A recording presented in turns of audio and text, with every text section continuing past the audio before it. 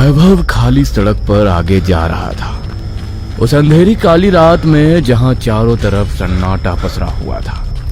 Road पर दूर दूर तक कोई नजर नहीं आ रहा था। सिर्फ उसके भागने से होने वाली कदमों की आवाज और उसके हाफने की आवाज ही आ रही थी।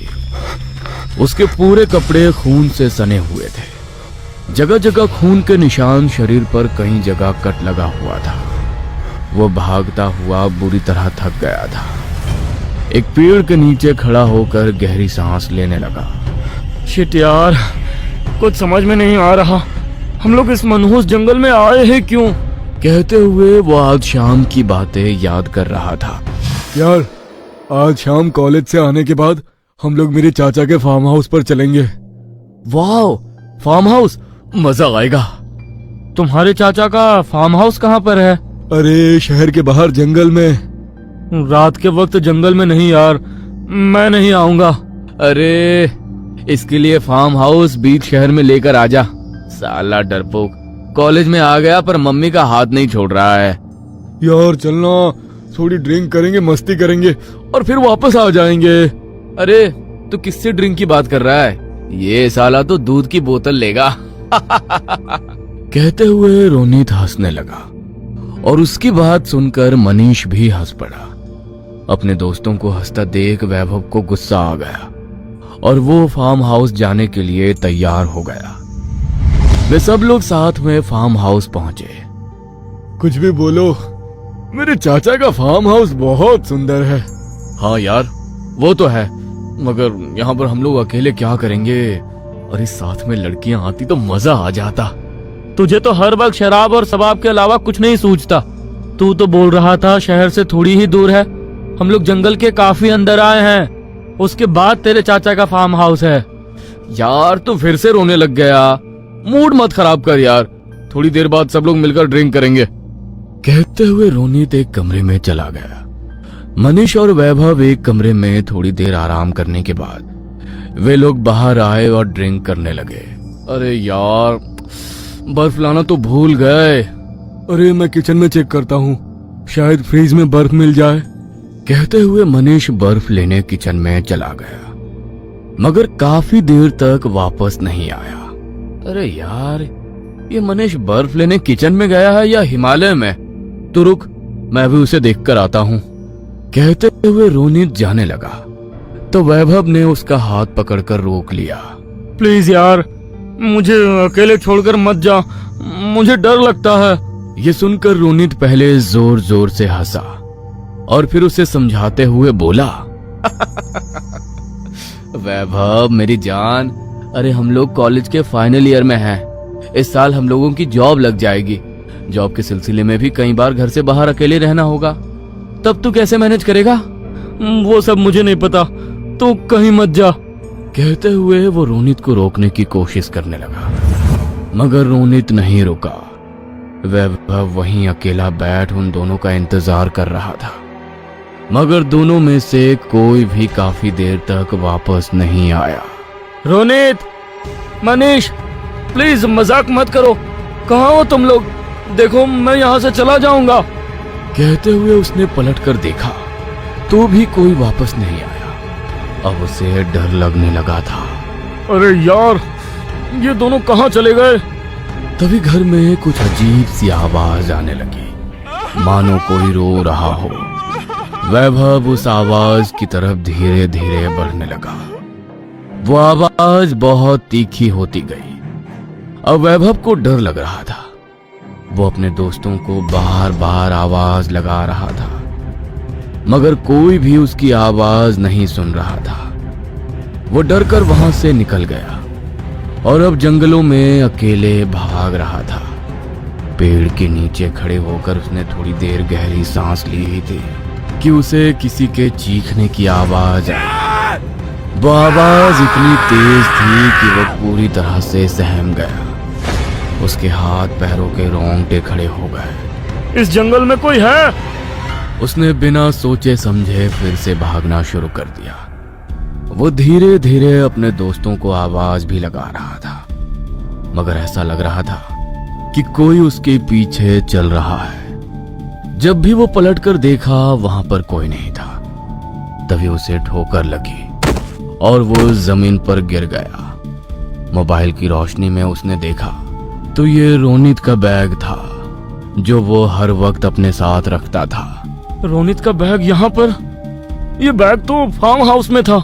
वो उस बैग को उठाकर रोनित को आवाज देने लगा।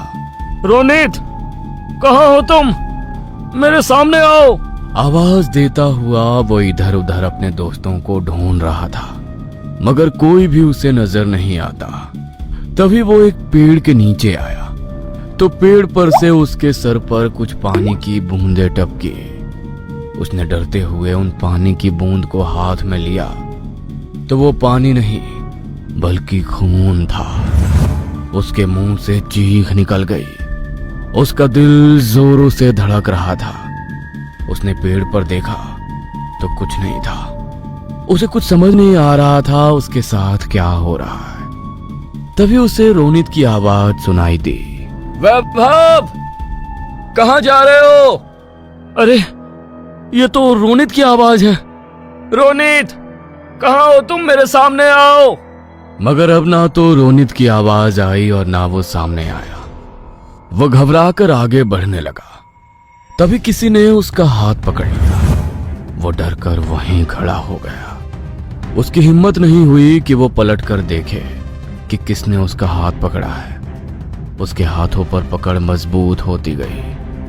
उसे तकलीफ हो रही थी। उसने पीछे मुड़कर देखा तो वहां कोई नहीं था। उसने अपने हाथों को देखा तो हाथों पर खून के लाल निशान आ गए थे। ये देखते ही वो तेजी से दौड़ने लगा। हर हाल में मुझे इस जंगल से बाहर निकलना होगा। मैं अब यहाँ 1 मिनट भी नहीं रुक सकता। मुझे अपनी जान बचानी ही होगी। वो भाग ही रहा था कि तभी अचानक उसके सामने मनीष आकर खड़ा हो गया। मनीष, अरे कहाँ थे तुम? मैं तुम लोगों को कब से ढूंढ रहा था। ये क्या मजाक लगा रखा है? कहते हुए उसने झटके से मनीष का हाथ पकड़ा तो मनीष उसी के ऊपर गिर गया। मनीष की पीठ खून से लाल हो गई थी। मनीष, ये सब क्या है? कुछ तो बोल। मगर मनीष ने उसकी किसी भी बात का जवाब नहीं दिया। उसकी आंखें बंद थी। वैभव डर गया। तभी उसे रोनित नजर आया। क्यों वैभव, हमें वहां फार्म हाउस में अकेला छोड़कर भाग गया? तूने एक बार भी नहीं सोचा तेरे दोस्तों के साथ क्या हुआ? मैं डर गया था। क्या हुआ तुम लोगों के साथ? वो मनीष पीछे। वैभव की सांस फूलने लगी। उसके सीने में तेज दर्द हो रहा था, मगर रोनित अभी भी उससे सवाल ही कर रहा था। क्या हुआ मनीष को? देख, ये यहाँ सही सलामत तो है। कहते हुए उसने मनीष की तरफ इशारा किया। वैभव जहां मनीष की लाश को पीछे छोड़ाया, अभी वो उसके सामने खड़ा था। उसके शरीर पर कहीं भी खून नहीं लगा था। उसे कुछ समझ नहीं आया। वैभव की सांसें तेज चल रही थी। अभी कुछ देर पहले उसने अपनी आंखों से मनीष की खून से लथपथ लाश देखी थी और अब वही मनीष उसके सामने खड़ा था, जैसे कुछ हुआ ही ना हो। उसके कपड़े बिल्कुल साफ, चेहरे पर मुस्कान और आंखों में अजीब चमक। कहते हुए उसने अपना हाथ आगे बढ़ाया। उसकी आवाज सामान्य थी, मगर वैभव के दिमाग में कुछ ऐसा चला जिसने उसके पूरे शरीर को कपा दिया। तभी रोनित भी पास आया। उसके चेहरे पर गहरी गंभीरता थी। वैभव, तू हमें अकेला छोड़कर क्यों भागा? तुझे पता है इस जगह मजाक नहीं किया जाता। यहाँ जो एक बार रह गया वो बाहर नहीं निकल पाता। उसकी बातें सुनकर वैभव का सिर चकराने लगा, क्योंकि जब वो वहां से निकला था तो कोई नहीं था। उसे लगने लगा कि ये लोग उसे डरा रहे हैं। तुम लोग मुझे क्यों डराने की कोशिश कर रहे हो? ये कोई प्रैंक है ना? कैमरा कहाँ है? मुझे सब दिख रहा है। मुझे पता है तुम दोनों मिलकर मेरे साथ खेल रहे हो। वे लोग वैभव की बात का कोई जवाब देते, उसके पहले अचानक तेज हवा का झोंका आया। पेड़ों की टहनियां जोर जोर से हिलने लगी। उसी समय वैभव के कानों में एक धीमी और कराहती हुई आवाज गूंजी। बचाओ, बचाओ। वो आवाज फार्म हाउस के दिशा से आ रही थी। वैभव ने चौंक कर पीछे देखा, लेकिन मनीष और रोनित दोनों वहीं खड़े मुस्कुरा रहे थे। ये आवाज तुम लोगों ने सुनी ना? वो आवाज, कहते हुए वैभव डरते डरते फिर से फार्म हाउस की ओर बढ़ा। दरवाजा आधा खुला था, अंदर अंधेरा पसरा हुआ। जैसे ही वो अंदर गया, उसके कदम अपने आप धीमे हो गए। कमरे में वही अजीब सी गंध थी, सड़न, खून और शराब का मिला जुला एहसास। अचानक उसकी नजर मेज पर गई। वहां 3 गिलास पड़े थे। उनमें से 2 में अब भी शराब थी, मगर तीसरे गिलास में खून भरा था। ये देख वैभव की रूह कांप उठी। उसे कुछ समझ में नहीं आ रहा था। ये सब क्या हो रहा है? उसी समय सीढ़ियों से किसी के उतरने की आहट हुई। वैभव ने टॉर्च जलाई। वहां मनीष खड़ा था, मगर इस बार उसकी आंखें लाल थी और उसके होठों पर खून के धब्बे। क्या हुआ? भाग क्यों रहा है वैभव? दोस्ती में इतना डर कब से आने लगा? कहते हुए वो जोर जोर से हंसने लगा, मगर वैभव की जान निकल गई और वो डर कर पीछे हट गया।